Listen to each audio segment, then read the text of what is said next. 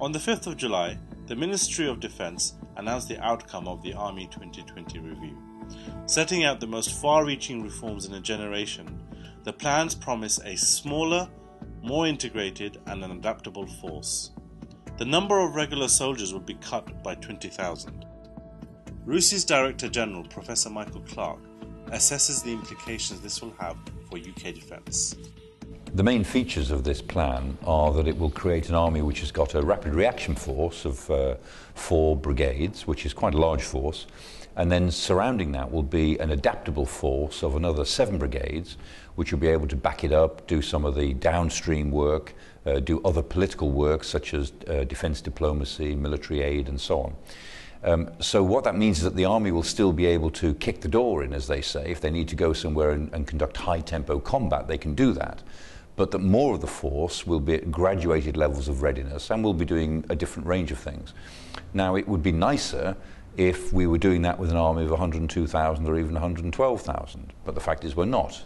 We live in an era of austerity, so we can only afford 82,000.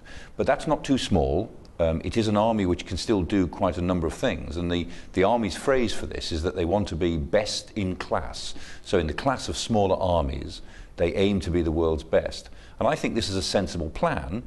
The problems with it, of course, are that there's still a number of things to be sorted out. They're still not certain that they've got enough money for all the equipment they need for the upgrade of the Warrior, the fighting vehicles, a new medium-weight vehicle, Challenger 2 upgrade. There's a number of things in the pipeline which are not fully funded. They have to think about basing, bringing 20,000 troops back from Germany. Where are they going to go? Is the army going to get enough money to build new accommodation for these soldiers?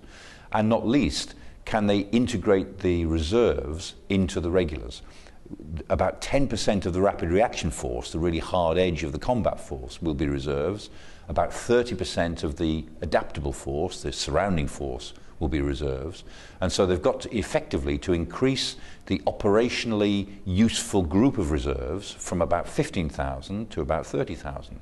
That won't be easy, and it will be quite expensive. So the army is on the right road in getting to 2020, but I suspect it will be a long and winding road for all sorts of reasons. People often wonder how the army will get on if it's facing simultaneous requirements in 2 different places at once. And the fact is, yes, it will be able to do one major and one smaller operation. The difference between this army and the army we had, say, 10 or 15 years ago is that it won't be able to sustain operations for very long.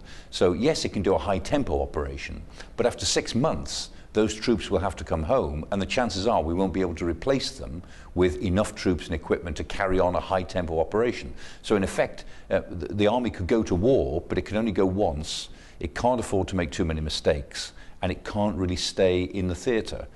That's what's lacking. In a sense, we don't have the same sustainability as we used to have. We have some, but probably not enough. So, can the army cope with 2 or even 3 operations? Yes, as long as they're not long-term commitments.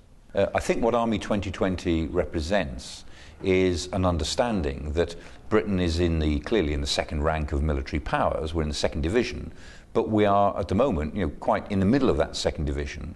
And although our numbers will be smaller, our capacity will remain quite large. And I think it's also designed to create an army which is capable of being used politically in lots of different ways. I think the expectation is that politicians will continue to want to use the forces, including the army, quite frequently. We get quite a lot of kudos from doing so. Of course, we can make mistakes.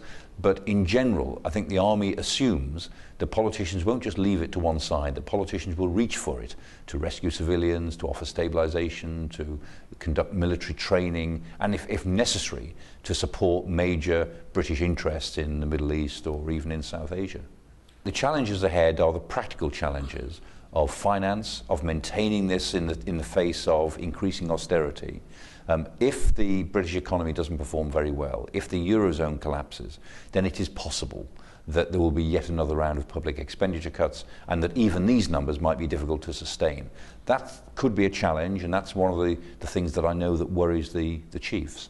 Another challenge will be the organisational challenges of the reserves and basing and new equipment.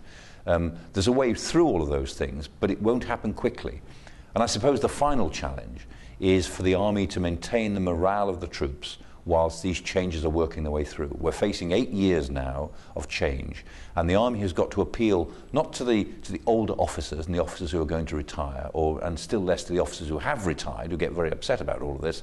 They have to appeal to the young 25, 26-year-olds who are in the army now and who are wondering whether or not to stay. And the vision that 2020 lays out will be tested against the expectation of those young officers and ranks as to whether the army gives them the career and the interest that they had expected.